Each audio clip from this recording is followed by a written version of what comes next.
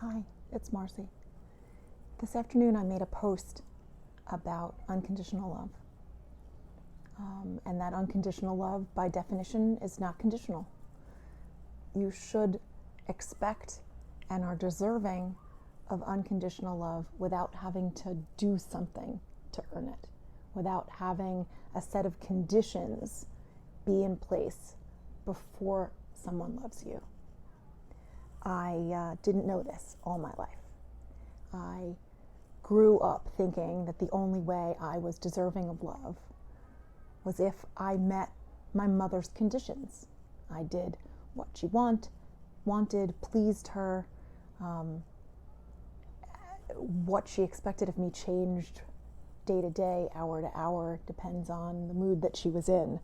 I grew up thinking that that was how it was for everyone. Didn't occur to me to think anything differently because I was a kid. I didn't know anyone else's family as intimately as I knew my own, obviously.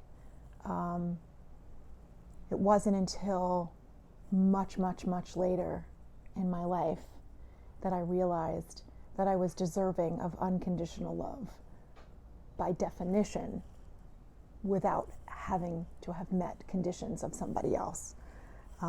So my mom set parameters, set hoops for me to jump through in order to make me feel like I deserved love.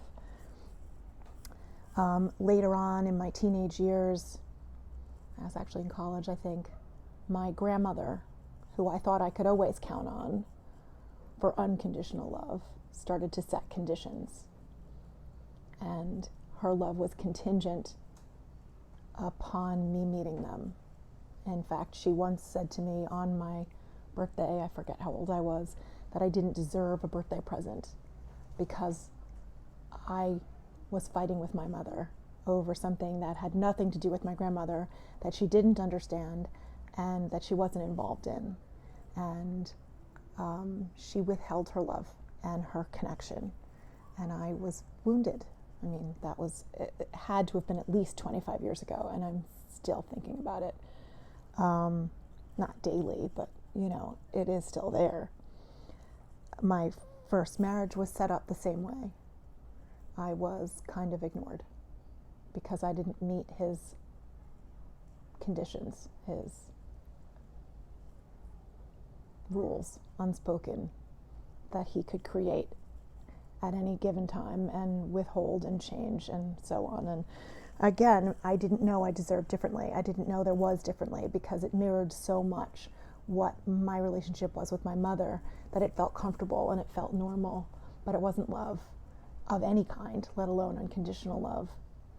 When my children were born, I learned what unconditional love was because I gave it freely to them, still do.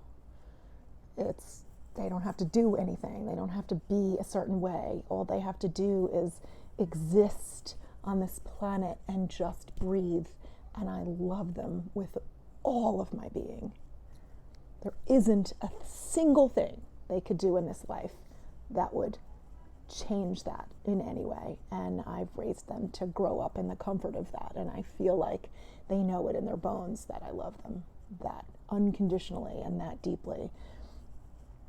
And every single relationship, romantic relationship I had between in the 10 years that I was single after my divorce was the same way, because I kept dating the same kinds of people and I kept behaving in the same ways myself, and I kept anticipating and setting the scenarios up to mirror what I had experienced before. And so each time I thought I was picking better partners, all I was doing was picking different looking versions of the same kind of person.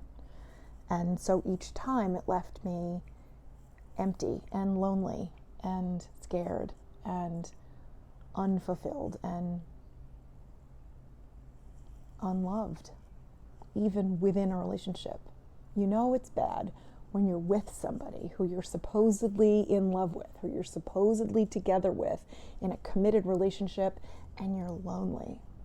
This very profound, loneliness within a relationship is a surefire sign that, you know what, time to get out.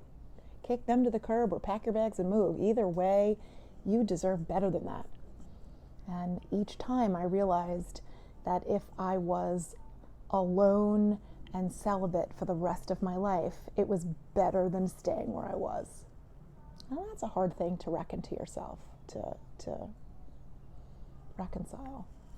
It wasn't until I started dating Michael and feeling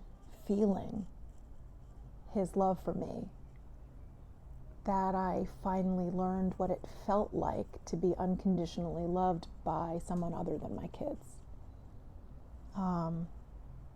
That's huge.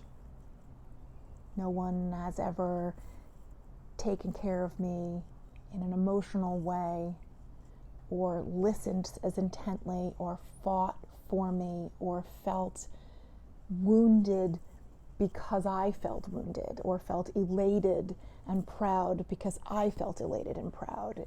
This man is reveling in my excitement over publishing Permission to Land and this lovely supportive community that I'm building around it, that we are all building around it. And instead of being jealous, or instead of being wounded or feeling left out or unimpressed or any other sort of either neutral or negative response, he's in it with both feet, cheering me on, like it's pretty amazing. There are some portions of the memoir that are rather painful for him to read because they were painful experiences for me. And his reaction is that he wants to dive into the pages of the book and help me duke it out, metaphorically. It brings tears to my eyes just thinking about it. Anyway, so unconditional love. I hope you strive for it. I hope you realize every single time you wake up in the morning that you are deserving, absolutely deserving of somebody to just love you for you, without having to do a song and dance for it, without having to clean the kitchen for it or anything else. You deserve love because of who you are, innately, inside, your beautiful heart. That's it. Anyone tells you otherwise, you kick them to the curb because they don't deserve you. Anyway, that's it. Love you all. See ya.